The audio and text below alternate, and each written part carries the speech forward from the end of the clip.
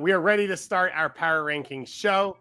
I am David Gass. This is Jaime Macias. You hear his work all the time on MLS Espanol. You hear him on my show, MLS Today, quite often, as well as many other places around the world. And I'm David Gass. You hear me at times on MLS Today every single day on this same podcast feed. If you're listening to the podcast, if you're listening live to Twitter Spaces, welcome. We are going to continue to track Luis Suarez as we go through the show over and over, as well as a bunch of other transfers and moves, because there's a lot of moves dropping consistently. We will go through 10 different teams that we picked out throughout the Power Rankings here today that interest us, that we were, felt like maybe hadn't gotten as much talk recently, or signed a bunch of Italian internationals that played really well. And we've got two special guests coming up. We'll have Andy Greder to join us to talk Minnesota United, and Amy Walsh from up in Montreal to talk to us a little bit about the Montreal Impact. So let's get started with our show. And our opening team that we start with is the Colorado Rapids, dropping 4 spots to number 23, a 2-1 loss on the road to Seattle this weekend, which of course was week 22. They've won 1 of their last 8 matches. Jaime, unfortunately, I have to start you here first. Any complaints about the free kick that was taken? Do you think Colorado got short shrifted this weekend, or are you more worried about the fact that up a goal and then up 10, up a man for 45 minutes, they could not get a result in Seattle? There's a saying in soccer says when you score early, the match it's too long, because you are needing to manage a small advantage, and you have another team that has nothing to lose and start getting more and more aggressive. So that's kind of what happened. I think that early goal compromised more the plan for Robin Fraser than from Brian Schmetzel. Basically because they start managing or trying to manage the game against a super aggressive Seattle. Let's not forget that Seattle was coming to this game with three losses in a row. So going back to Lumen Field with some of the injured players back gave Seattle that momentum. But in the bigger picture, Dave, the amount of players that Colorado have lost compared to the team of last season, at one point is going to pay the price. Like you lose Acosta. Now in the summer break, you lose Mark Anthony Kane, and you see how much an impact he had in Toronto.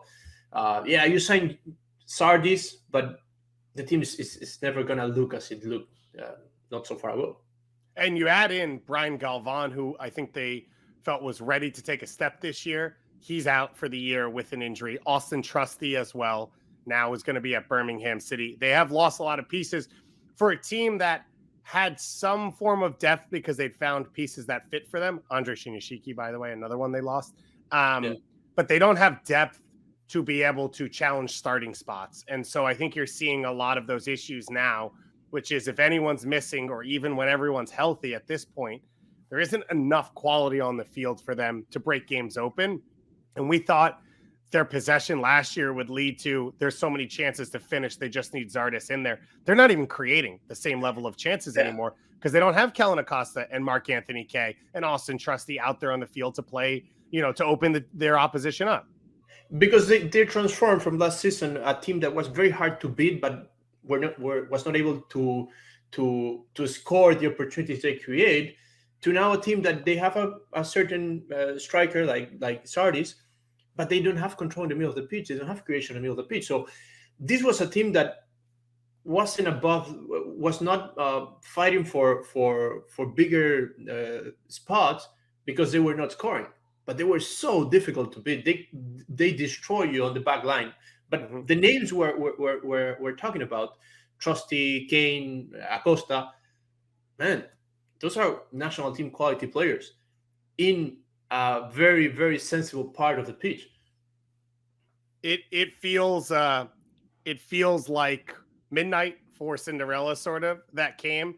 And I guess your hope, if you're a Rapids fan, would be that it'll be cyclical, that they'll put together good teams, they'll sell off a lot of those players, and then go back and use that money to rebuild the squad. But that takes time. Guys aren't going to come in instantly. They tried with Gustavo Vallecilla.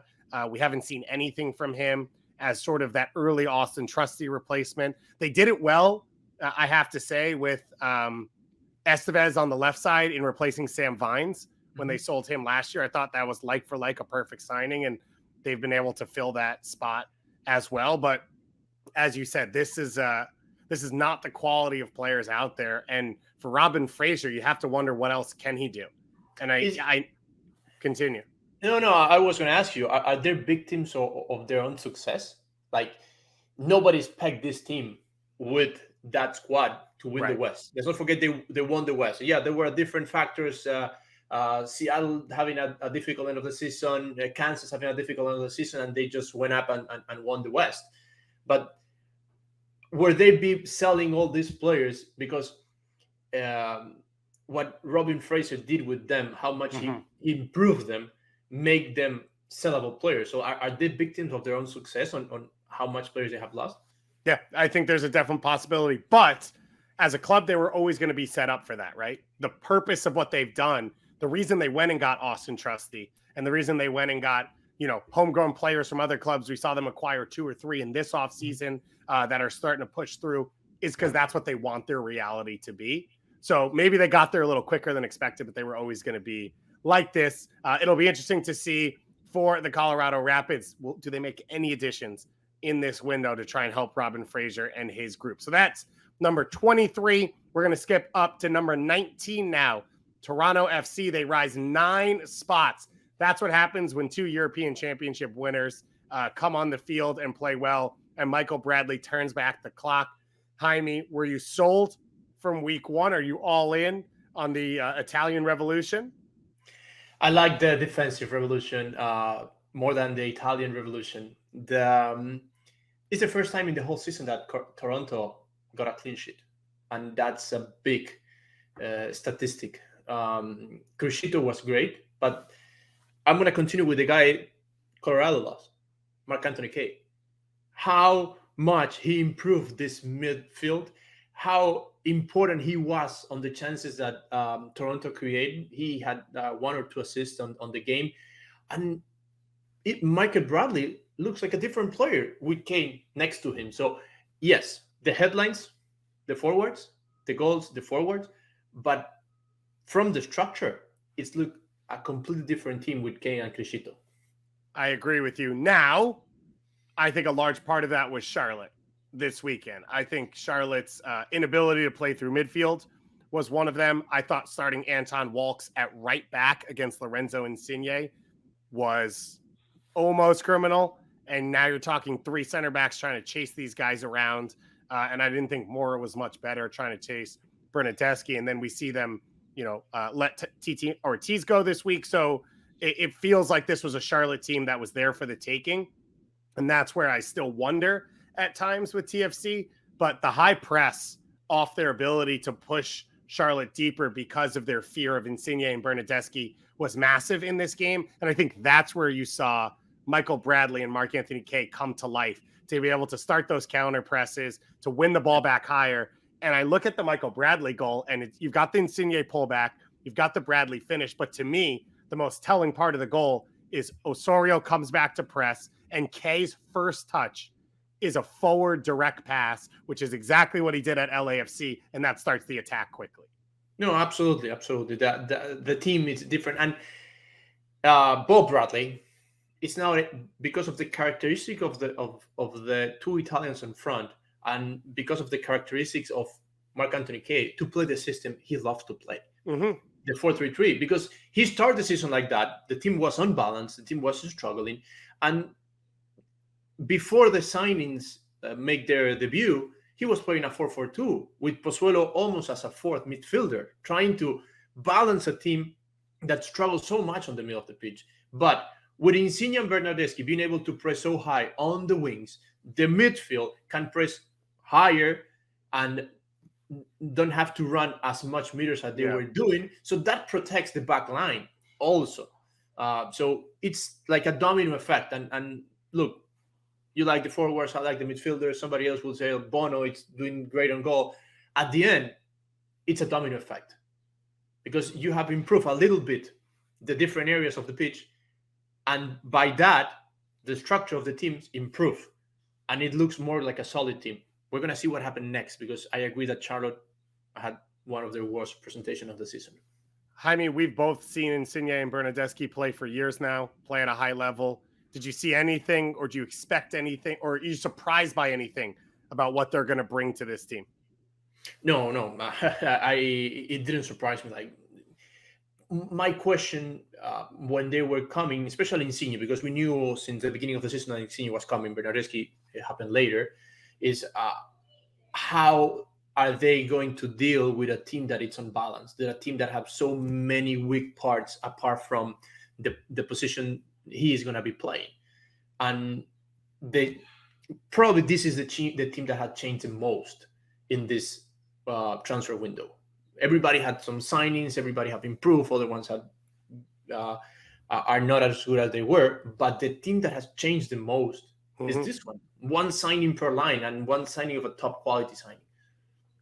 It's going to be interesting. They're also the team that jumped the most in our power rankings, up 9 spots here to number 19, coming out of week 22, that huge win. Of course, they play in the Canadian Championship in a couple hours out in Vancouver. Short rest for them, massive game.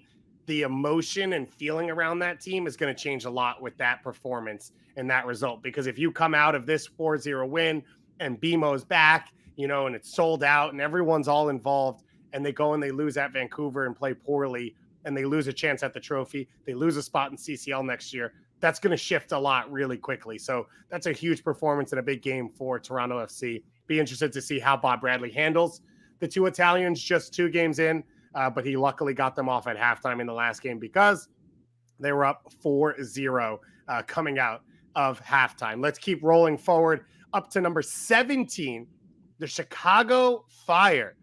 Up from number 23, 3-1 win away at Vancouver. They have won 3 games in a row, 6 goals for, 1 goal against. They've won 5 of their last 8. They are arguably the hottest team in Major League Soccer, Jaime, and I think a lot of people had already given up on them before they got to this point. What have you seen from the Chicago Fire?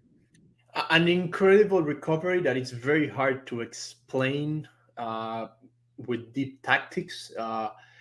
Because this was a team that was in a very bad position. At the beginning of the season, they were a team that was defending very good, and we talk about how good this team was defending, but they, in a moment, they lost track. They start getting a lot of red cards. The offensive performance was very weak, and you know what's one of the contradictions? Gaga Slonina has I think 9 or 10 clean sheets on the season. But he is one of the goalkeepers that had conceded the most goals. So that explains you the imbalance of Chicago, where Chicago has great games where nobody can score against them. And then they got these games where they receive 3 or 4 goals. So that has been Chicago during the season, like kind of unpredictable. This is the most consistent streak they have the whole year. It has been a team that has had massive ups and downs. I think the international and club situation for Slonina hurt Chicago at a tough time when they finally were getting the attacking pieces back. When Shaqiri was finally healthy, when Torres was finally arriving in Mueller, that's when he had his dip in form. And as you said, some of those big games where they gave up a ton of goals. When I look at this group, I think you're looking at a squad now that, as you said, hasn't given up those massive opportunities. They've also been really good in possession. And when I look at their central midfield, Gaston Jimenez, on a DP contract that I don't totally agree with, but okay. His number one attribute is his ability in possession, his ability to dictate the game. I think Pineda is the same. And so when you look at that midfield, they're starting to play to their strengths, which is consistently have them on the ball rather than having them chase and trying to close down in transition. And that has set the stage, I think, for Shaqiri to have what this weekend was his best game in Major League Soccer. Yeah, absolutely. And the beginning of the season, this was a very counter-attacking team. I don't know if that was the main idea of Hendricks, or it was because they were not able to have those long possessions that they were trying to do. But this was a very defensive counter-attacking team. And in that transition into what you are describing now, is when they struggle the most, in the middle of the Slonina transfer also. And now they look more balanced. They look more... The DPs look more harmonious, if that's the right word, with what the team is trying to play. What's your take, Dave, on Torres? We talk about Torres, how great he was in Atlas, how good was for Chicago that he was coming to the league with competition rhythm, like he was set to play, but he haven't had the impact on the team. And I think, for example, Duran is somebody that's people not talking as much as they should because he had been important in the last games. Yeah, Duran's been massive. That a lot of that falls on Shabilko. Shabilko just has not performed at all. And Duran, you see, he doesn't just score his own goals. He's done a really good job of coming off the front line, helping create, helping set people up. But for Torres, he basically hasn't been healthy. And as you said, the excitement around him was, well, you don't need to build him back up. He can immediately become a player, because he's coming out of the tournament and the half season. But I think since he's come to Major League Soccer, he's only started 2 games. And everything else has either been a sub or he's been out injured. And that, I think this team was sort of waiting for him. As you said, they were going to start and play in transition early in the season until Torres and Mueller could settle in alongside Shaqiri, and then they were going to start to dominate. And I think Torres coming off that wing was going to be a massive part of that because he is more of a central player. He likes to be on the ball and set the tempo, and they just lost that once he was unavailable. Now they're finding themselves again through playing through that midfield. But if they can make this playoff push without him, now if they can get him healthy and get him right towards the end of the season, it makes me feel confident that they have enough to get into the playoffs and be a competitive side. And he can take a little bit of the stress off Shaqiri as Shaqiri's starting to find his form. Big weekend for Chicago, big win there. Jaime? No, and because of how tight everything is between the 6th place and the 13th place in the East, like nobody's out of the playoff fight. Yeah. Probably DC United. But really, because there are more than one game behind the 13th spot. They're four points away from the 13th spot. Right. And we are like 12 weeks to go. So that makes you a difficult math. But from the 6th to the 13th, nobody's out. Like we talk about Toronto. If Toronto get a good momentum, they're going to beat. Chicago was bottom. And now they are, correct me, it's like 10, something like that. 10, 11. So they're 2 points off a playoff spot now. Yeah, so nobody's out of the playoff spot competition in the lower half of the East Conference standings. Let's move up 4 spots here in the power rankings to FC Dallas, number 13, down 4 spots from number 9, but they got their first win in 8 MLS matches in a road victory at RSL. They are the first team to win at RSL this season. Jesus Ferreira becomes only the 2nd player in MLS history to reach 30 career goals and 20 career assists at the age of 21 or younger. He gets another goal in this one to give them the lead. And Jaime, this to me was as big a performance as we saw this weekend because Dallas's issues have been finishing chances they create early and then hanging on to leads late. They had given up 4 leads in the 75th minute or later in that 8-match run when they did not get victories, and yet they go to altitude, they go to RSL, and they're able to hang on. That was a proving point to me that FC Dallas can still find their feet and rise back up the Western standings. This was one of the big surprises of the weekend, especially because RSL is a team that does not have the headlines they deserve. It's a very hard team. It's a very complete and compact team, the Paulo Mastroeni squad. And the dynamic that Dallas was having previous to this game, this was a team that looked exhausted because Dallas has a great starting 11, but the difference between the starters and the subs is a big gap. And they were playing basically the same starting 11 up and down the summer in the Texas heat. Mm-hmm. And it get to a point where the team was exhausted because if in those 8 games without a win, if you take the first half of those games, Dallas was performing as it was performing at the beginning of the season. It was opening the scoreboard, but it was unable to sustain those leads. The second half, it doesn't matter if they were playing the top team or the bottom team, they were struggling. So that for me is the biggest surprise on the weekend because of how they managed to overcome all these negative situations, these tired legs. And get 3 points in a very difficult stadium. I've felt a lot of it has fallen on for starters, the fullbacks, and to get Marco Farfan back in this game after the really tough injury he had at the LA Galaxy about a month and a half ago where he had to be carted off, that's massive because he is one of the better defensive left backs in MLS, and he brings them solidity. Right back has been a brutal position for them. Imatumwasi, he has not converted. He is really a winger playing at right back.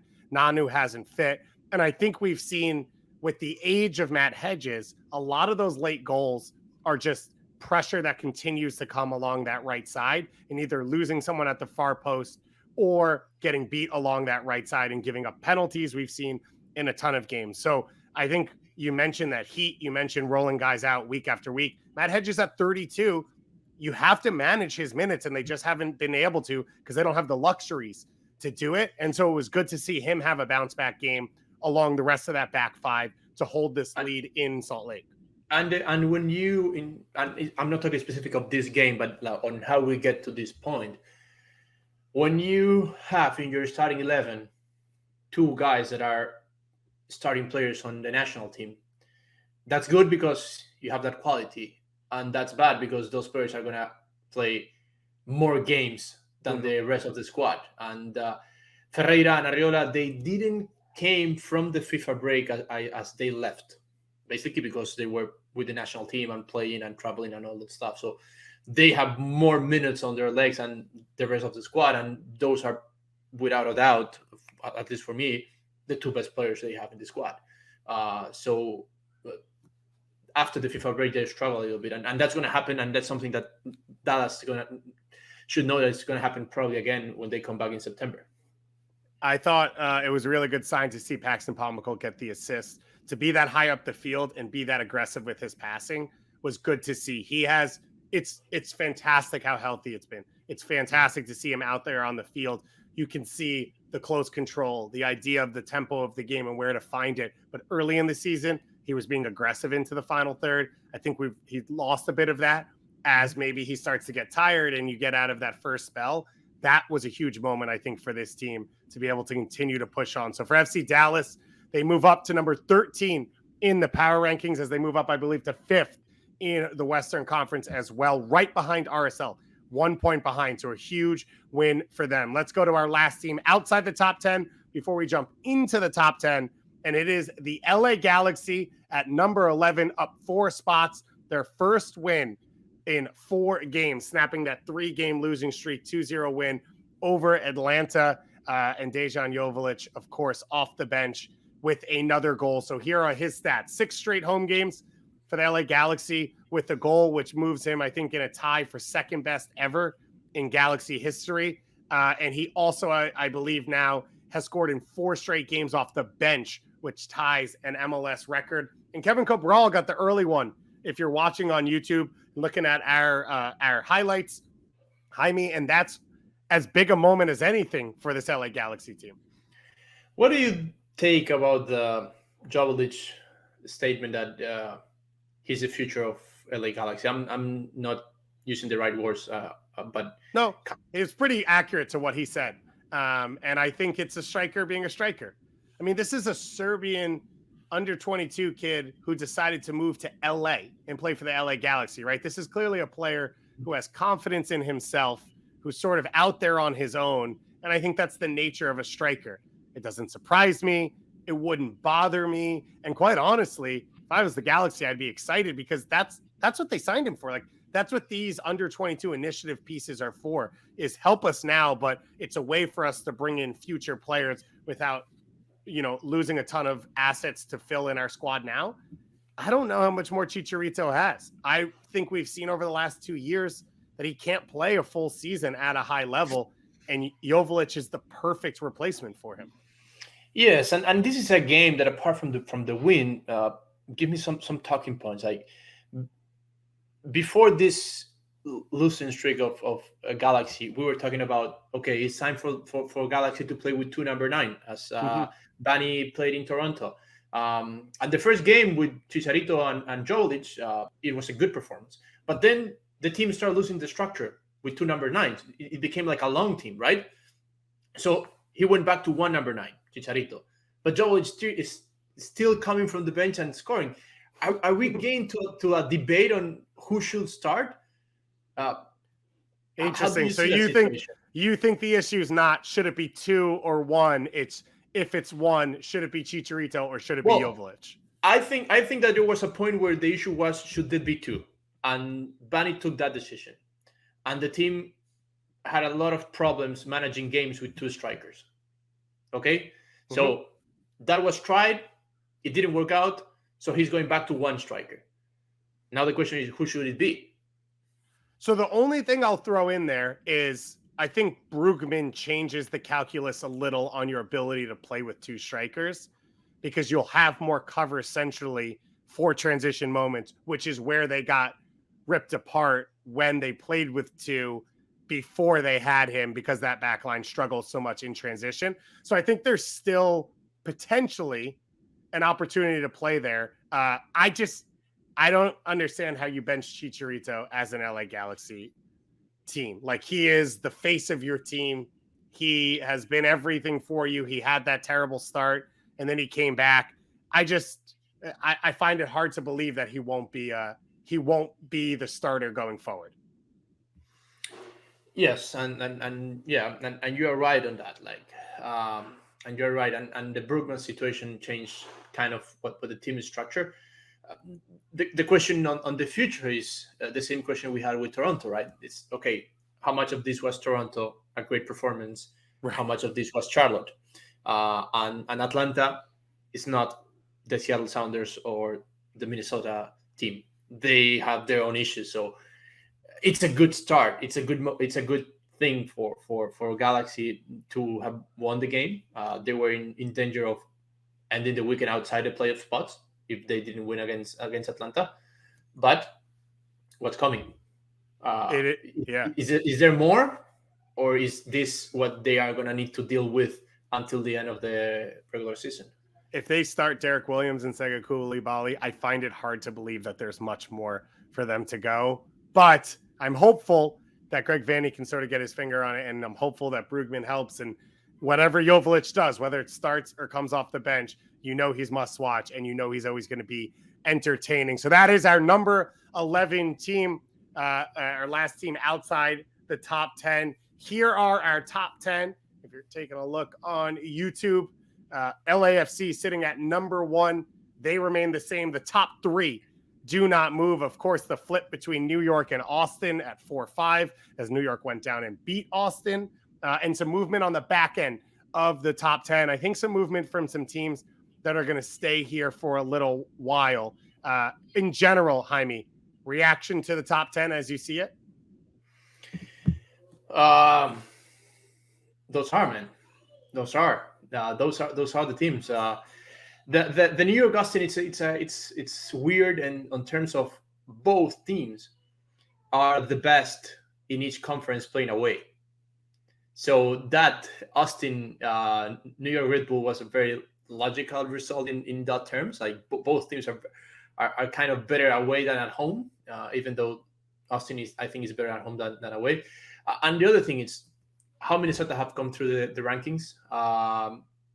Columbus, after they signed Cucho Hernandez, they have been climbing positions, and Seattle is going to be there.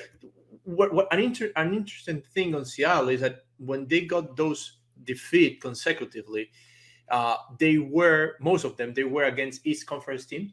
So even though they didn't score points, they didn't lose the gap with the teams that were above them on the standings on the West. So it played in a good way for them. I agree with you. Let's dig in then at number 10, which is the Seattle Sounders, who you just talked about, up 2 spots. The 2-1 win against the Rapids on Saturday. We talked a bit about the Rapids side already. Snapped a weird 3-game losing streak against the Rapids, and it was their first goal in a game in 3 games, which is just bizarre to say for a team. But of course, Rui Diaz out missing. They've had Obed Vargas out now, who was their fill-in for João Paulo. So there's been a lot of movement. One of the big moves we saw in this one, Christian Roldan sliding in and starting alongside Albert Rusnak centrally, where we saw him play for years before João Paulo came into the team last year. Do you think that's his spot for the rest of the season? I think so, because they have been trying to sign some nobody to replace Joao Paulo. They don't have a DP spot. They don't have a DP spot.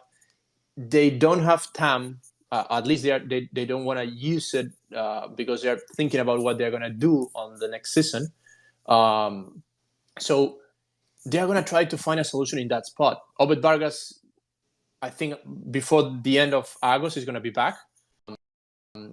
They have been recovering some injured players. Don't forget that they also miss Arriaga on the center back. He was also injured. He just came back for this weekend. So this is a team that is going to be improving because they are going to be recovering players. There is a big possibility that for this Friday, Ruiz is back. And then we're going to be talking about the Seattle Sounders that won the CCL, not, with all due respect, the backup team who had been managing that much limitation with all the absences. I agree with you. And I think for Seattle, I don't know that there's a team in MLS that exists where just making the playoffs is all that matters. Standings don't matter. Home games don't even matter. Like, this is a team that won CCL. They know what to do in knockout competitions. They'll step on the field with match winners on every line. They'll step on the field with elite talent, with experience every single time. And that's where, as you said, with all the injuries, don't panic. Don't go find someone. It just feels like let the guys get healthy, let your squad settle in. And from week to week, they're going to find their results as you need them. They're obviously not going to be at full power without Joao Paulo this season, but they are still capable of winning MLS Cup. And it's a team that, man, I always put this over the table. There is not a value for experience, okay? But it's something you got to talk about when you get to this one match win or go home situations. The amount of fights that Seattle Sounders have been in that position in different countries with injured players, with absences, with 10 man, that goes in your DNA. So when this team gets to the playoff, it doesn't matter if they are the first, the second, the third, the fourth, the seventh, if they're going to have home field advantage or they're going to play away. They stand on the pitch with all that. And it doesn't matter if the team that is going to be in front is the LAFC with Gareth Bale and Giorgio Chiellini or whoever is on the pitch. This is a team that's going to give them a fight. This is a team that nobody wants to face in the playoff if they get to the playoff. And how you feel when you get to the playoff, it's different than when you are just waiting for the playoffs to start. Yeah, you see the top three teams of each conference, usually they get to decision day waiting for the playoffs to start because they are there. The teams that get into the playoff as an achievement, man, those are teams that you gotta find them at least in the conference final. It's going to be an interesting one for Seattle if Jordan Morris plays the way he did this weekend. They are a team that no one wants to see and no one wants to face. So moving into the top 10 for the Seattle Sounders, right at number 10. Let's keep moving on in the Western Conference, and let's bring in our first guest, Andy Greder of the Pioneer Press out in St. Paul and Minneapolis for our number 7 team, Minnesota United, moving up one spot with a 2-1 win on the road against Houston, unbeaten in their last 5 matches. And Andy, the whole story around this one was no Reynoso, no Will Trapp, and they still went on the road and got the win.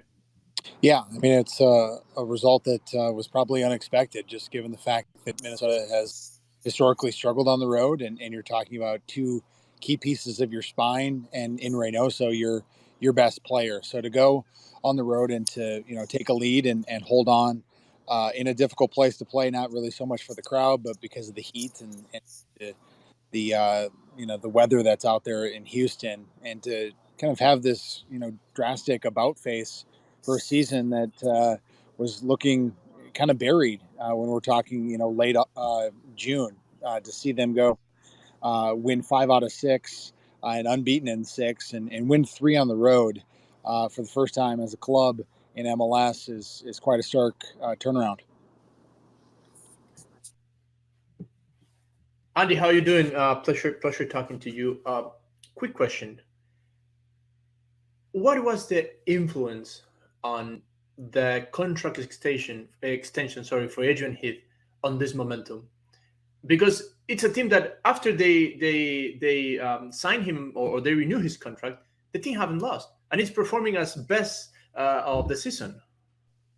Yeah, I think what's interesting about that is the context of when the extension was actually given. It was an extension that was given after the 2021 season, so it wasn't something that came mid-season. It was kind of announced and leaked mid-season because Adrian wanted to have the rest of his staff, coaching staff, in place with new contracts before the full thing came out. So that's kind of a little bit difference between when it was announced and when it was released and when it was actually done. I don't think that he's been kind of on the hot seat at different times, certainly by the fan base a lot of times, but he's got full respect and responsibility and faith in the front office, in owner Bill McGuire, to be able to run the ship here. He's also the manager. He kind of leads things in the front office as well.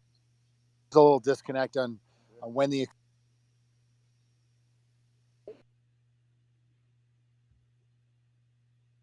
Andy, can you hear us? yeah. I'm kind of losing some connection here. I'm in a good spot, but I seem to be in and out a little bit.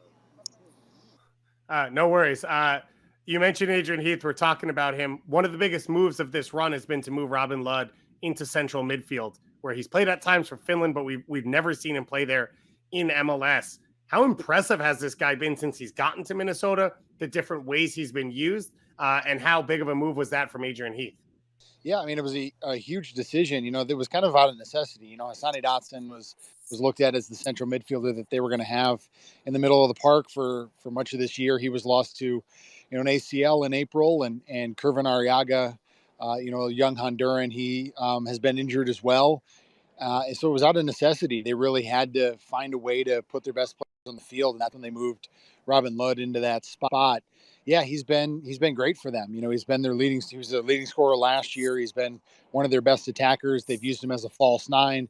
They've used him on the right side. They've used him on the left. Like you said, they've used him in central midfield as of late, out of necessity. But yeah, that's been indispensable for them to be able to have that, and they'll probably continue to use that as Will Trapp will be out a couple of weeks, and Kervin Arriaga is on the way back as well. So and Ja'Cory Hayes, he broke his leg in that Everton friendly. So they're really, really thin in midfield. So Robin Lod will probably keep that spot going forward. Last one for you, the center forward conversation. We heard the rumors around the designated player acquisition out of France didn't happen. Now we're hearing an under 22 international signing at that position as well. What's your expectation of who we will see as options and if a move gets done this year? Yeah, it sounds like Mender Garcia, who's a 23-year-old Colombian, is the likely guy that's going to come in. Now, he's not a number 9. He's not a center forward. He's more of a winger type. It sounds like he could be coming in here soon. I mean, obviously, Ong Ujoy, the Bordeaux forward, was a $5 million transfer fee that was rumored for them. That would be, the record tying number for Minnesota United. They paid $5 million to Boca Juniors for Reynoso, so that would be a big number for them. But it doesn't look like that's going to get done. So, I heard for a number of weeks that it was going to be a big transfer window. I don't think Mender Garcia is the big acquisition I think the club or the fans were looking for. So they've had to kind of change course here a little bit. Obviously, there's still a little bit of time before the window ends. But, Alan Benitez, a right back, right winger, and then Mender Garcia, a winger from Colombia, are the two guys that the club has been linked to. And Alan Benitez made his debut against Houston, and they're still working on Mender Garcia. And we'll see if there's anyone else that pops up, maybe somebody in central midfield, just given the issues that they've had. It is maybe not the window the fans wanted to see, but I don't think it hurts when you just have won every single game on the field. Third place in the Western Conference now for Minnesota United, cruising up the standings, and number 7 in our power rankings. Andy Greder, thank you so much for taking the time to join us, and we'll talk to you again soon. Sounds good. Take care, guys. So we appreciate Andy taking the time. Let's move to another guest for us as we move up to number 6 in the power rankings, and we are talking CF Montreal with Amy Walsh, sideline reporter for TSN 690, and of course, just to shade over 100 caps for the Canadian women's national team. 2-1 win at DC on Saturday. Romel Kyoto brace. He has scored 6 of Montreal's last 11 goals and sets his career high with 9 goals, as this has been one of the hottest teams in Major League Soccer. Amy, thank you so much for taking the time to join us. Always fun to have you on. Take us inside a little bit on, I think people have been sleeping on Montreal over the last 2 months after the Georgi Mihailovic injury, and yet they have maintained their spot towards the top of the Eastern Conference. Yeah, they dipped a little bit at first, but yeah, I think that it's one of the Canadian MLS franchises. Most of the league and the fans sleep on all 3 of these franchises, but Montreal in particular. So this is the team. There was their team record in MLS, 5th win on the road, and their 3rd win in 5 games. And it was actually the 3rd time that CF Montreal scored in the first minute of play, but the first time they've done it on the road. And Romel Kyoto pounces on a series of errors by the center back Pines and finds himself really to the left of the goal and slots that one home. So that was great to see. And honestly, the Honduran could have had maybe a couple more. He goes for goal when Romo was caught off his line.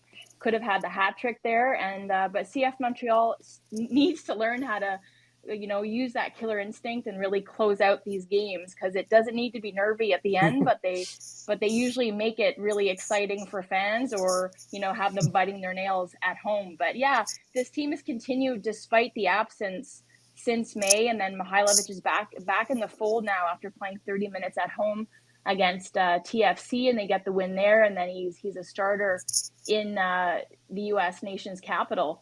But it's good to see him back. But the team is depth, and they've bought into Wilfred Nancy's philosophy, and they really have been pressing high and putting teams under pressure, and that allowed them, it really suffocated DC and didn't really let them get kind of any rhythm going. And CF Montreal was able to win the ball higher up the pitch and then really be opportunistic.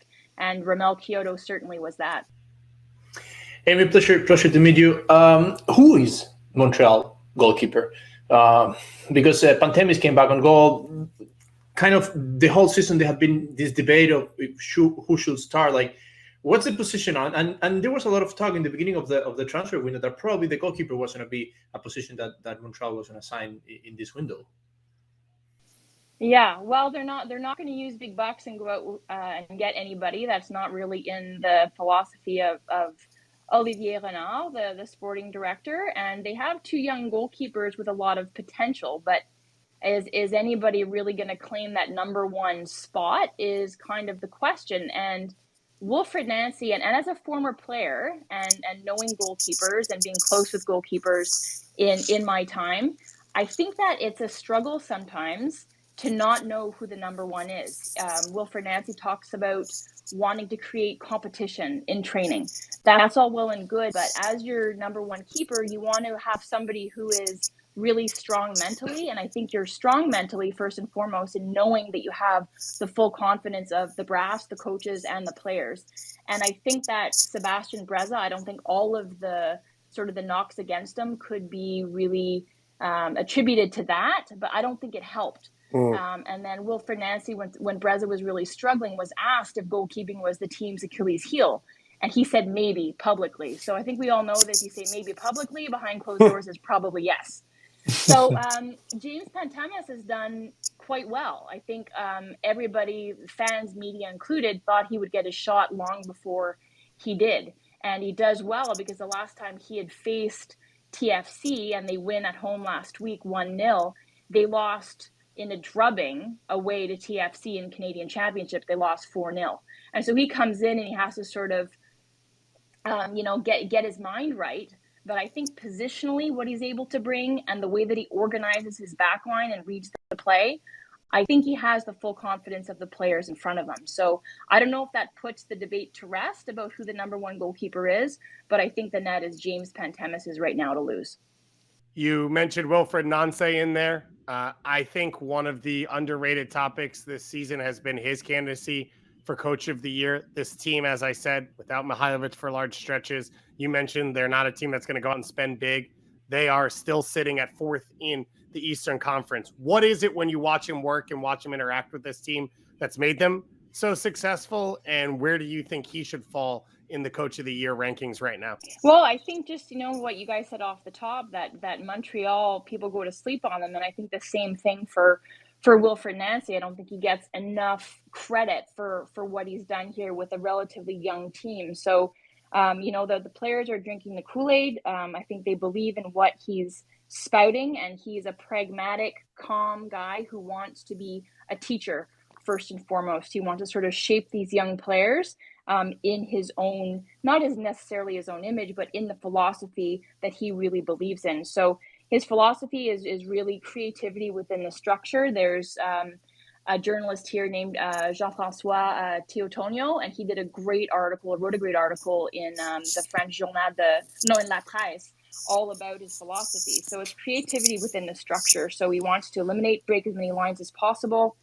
He wants players to put ego aside, take initiative, take risks sort of within this dynamic collective.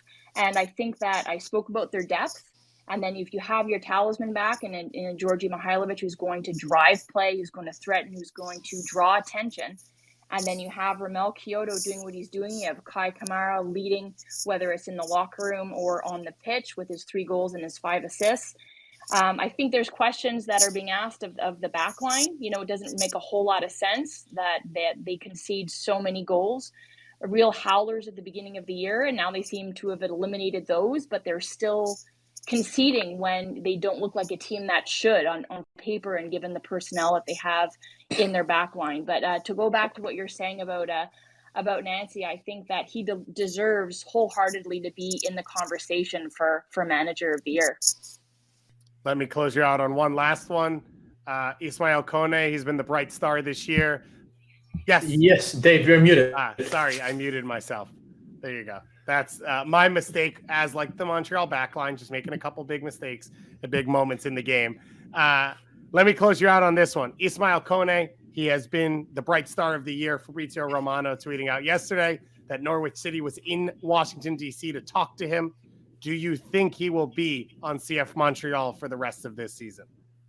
I think that he will, because I don't know if, to go back to Olivier Renard, he wants to develop the talent and then kind of sell high and get a big return. I don't know if you get that return with the young man who's an exciting, huge potential, huge upside to him, but he's only 20 years old. I think he probably stays for the rest of the season, because a knock on Kone has been his inconsistency. You've seen how tremendous he can be. That game, which was perhaps the turning point for CF Montreal early on in the season before the first international break, away at Atlanta, where he figures in all 3 goals. That's the type of sort of electric player that he can be, can really sort of turn a game on its ear. But then it also dips, going the other way. And defensively, there can be the glaring errors on cover, or there can be just the sort of the cheap giveaways. So I think there's a lot more development that has to be made, I think, even before, that type of loan or signing happens. Makes a ton of sense. Either way, we hope we get to see him play a lot more this year. He's been fun to watch, and so has CF Montreal. Amy Walsh, follow her on Twitter. You can follow her work as well at TSN690. We always love having you on. Thanks for joining us. Thanks, guys. Thanks a lot for having me. All right, let's keep rolling on. We are up to our top 5 now. We go to number 5, Austin FC, dropping 1 spot behind the New York Red Bulls, who, of course, they lost to this weekend 4-3 in one of the most ridiculous games we have seen in a while. After 4 straight wins, they are winless now in their last 2. The draw at FC Dallas, which actually clinched Copa Tejas for them, and then this loss here at home. Jaime, did you walk away from this game feeling any differently about Austin FC after they had sat atop the Western Conference for the last few weeks?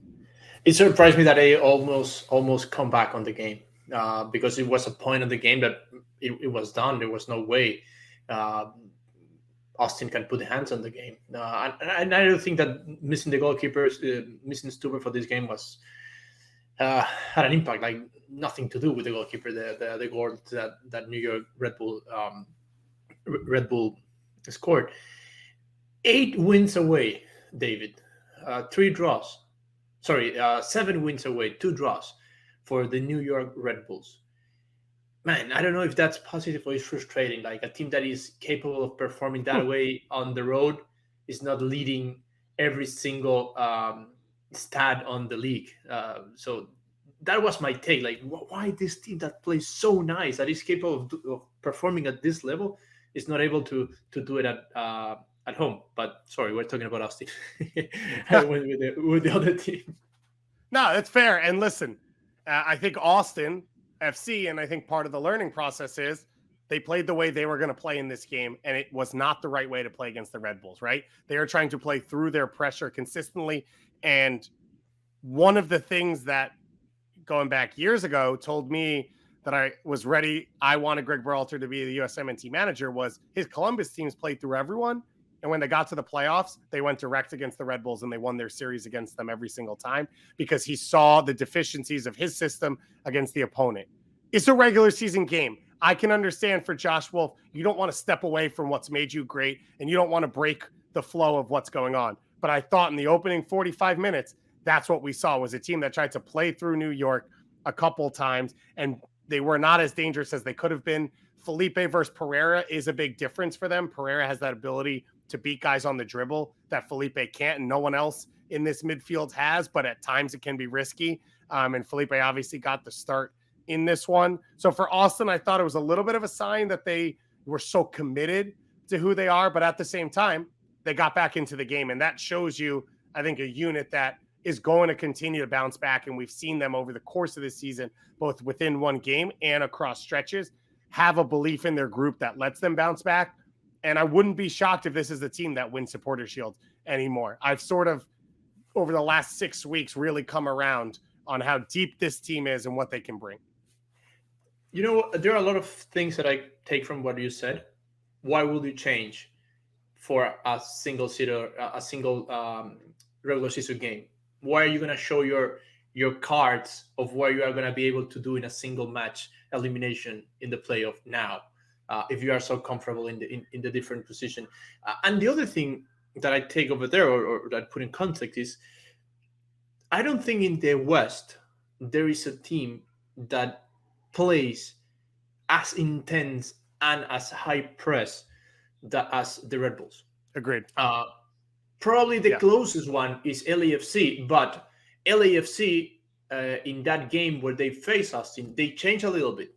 Let's not forget that game, they were more like a counter-attacking team, and they lost against Austin. So Austin have never faced what we can call the mirror, like a team that play exactly as you play. So it's gonna surprise you. It's gonna press you as that high. So so that's a very good point that you point out over there. Yeah, I agree with you. And I think that's one of the reasons I'm hopeful for them in the Western Conference. I think it all fits them better, as well as the heat and all that type of stuff. Let's roll through and hit our final team. You know who it's going to be. LAFC, number 1 in the standings. We thought we would come into this game off their 2-0 win against Sporting Kansas City and be talking about the acquisition of Luis Suarez Jaime in the last hour and a half to 24 hours. It's all changed. It's all gone on. We talked about it a little bit in the opening of our show. But where does LAFC and Luis Suarez stand right now? Where do you think he ends up if it's in MLS? It's very hard to predict, basically because there are different angles on the situation, Dave. All that had happened with Suarez to Nacional and all the social media pressure and how much this campaign had gone worldwide. Like, I think people worldwide want Suarez to go to Nacional. Suarez is touched by that. But also Suarez is thinking about what he's going to do after the World Cup. So Suarez wants 3 years loan, 3 months loan in Nacional and a 3-year contract in MLS. This is coming from the Uruguayan press. I'm not breaking any news. I'm just translating what people is talking about in Uruguay. Wait, Jaime, we lost you for a second. Say again. Yeah. Luis Suarez wants a 3-month loan right now? Basically, what Suarez's ideal situation will be 3 months in Nacional, and after that, a 3-year contract in people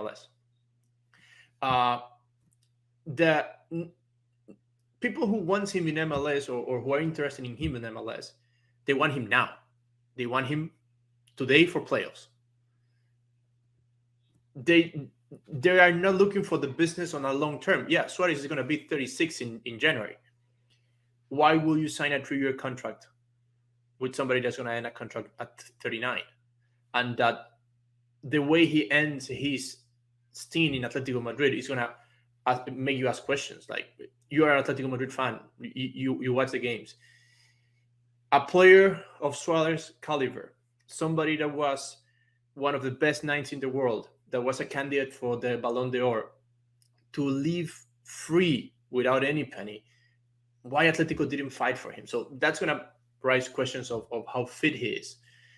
So I don't think somebody in MLS is agreeing to sign a 3-year contract for him, less with a 3-month loan to the Uruguayan league. I don't see how this is working out, at least in what he is looking for his future. Jaime, what I got from you, and if it's my connection, I apologize, but I don't think this move makes any sense for Major League Soccer. His timeline doesn't make sense. It's kind of if you want me, this is what I need. And I don't know that he is worth all of what a team gives up, which is long-term contract to a player who's going to be 36 years old, and not having him this year when, let's be real, going into the World Cup is going to be the most motivated he is going to be when he plays with you. That's sort of the excitement around the Gareth Bale contract. It just, I was a little underwhelmed when I thought this was going to be the move LAFC was going to make, because it feels very MLS 1.0. And while he is still super talented, I mean, for him to play at Atletico Madrid over the last 2 years, he's obviously still physically fit. It just feels like a regressive move for a lot of teams. And with all of the different elements to it, it just doesn't excite me. Yeah.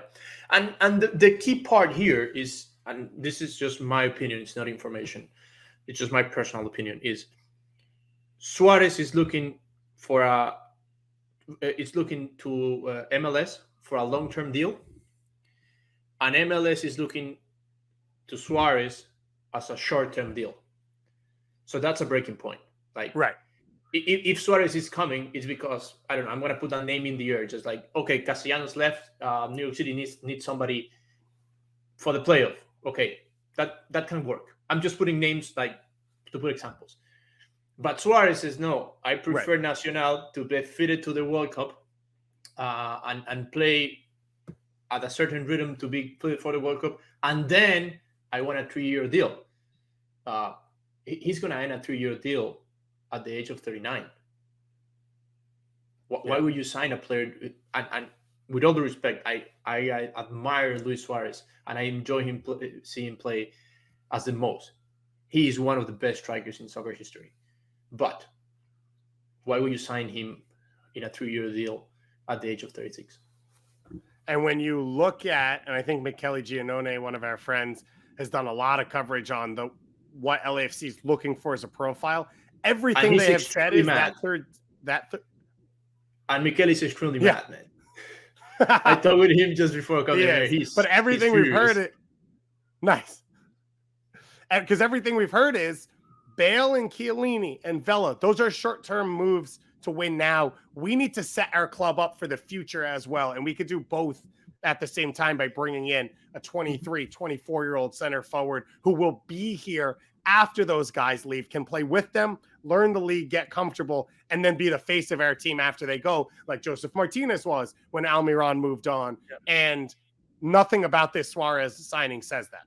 One of the key words, because when everybody started joking, hey, that description suits Chicho Arango, when everybody started talking about who the number 9 was going to be, there was a key word over there that says young number 9 forward. That's why people start really, why are you going to sign another young if you have Arango? And that's another discussion, but that was a key word on what LAFC was looking, young. The last thing that came out from the Uruguayan press, and I know we're talking LAFC, but it has to do with the Galaxy, is that Galaxy is considering a 2.5 years deal. Or at least that's what the Suarez, people around Suarez knows. But when they told him, okay, but we're going to go 3 months to Nacional, they told him there's no deal there.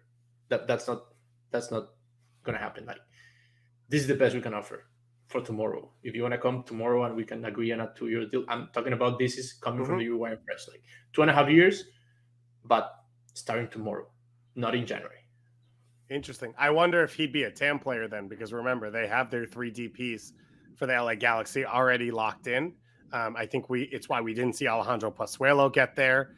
They can always buy one out if they want to, or for the Galaxy, would it work? Which is, quote unquote, sign him and loan him, and then you don't need to fill the spot. Yeah, but at the end, it's David. We're talking about the Galaxy a problem suiting 2 number 9s that are scoring goals consistently in their starting 11. That was our talking point. Right? Are they going to come and bring a third one in now? Yeah.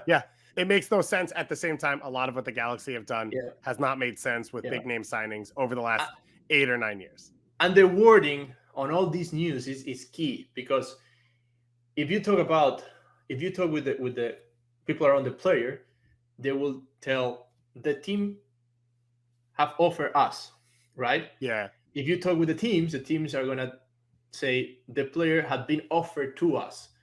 So at the end, we don't know who is offering to who. Like, if is the player agent talking to the clubs, or are the clubs talking to the player agent? That key wording it's important in this come and go news.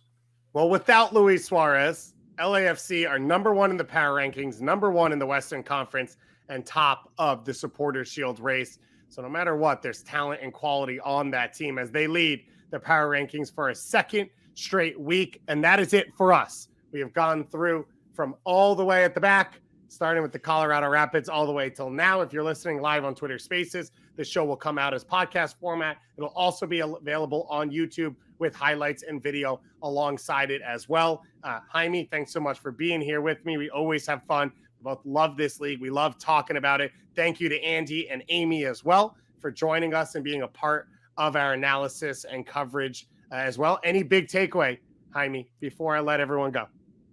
Oh, man. I think that I'm going through the power rankings, and we didn't talk about Columbus, for example. Man, the East Conference playoffs is going to be insane, because how the teams are coming from behind, including Toronto, for example, have improved during the summer break in comparison with what happened with the top 3. That postseason on the East is going to be very unpredictable.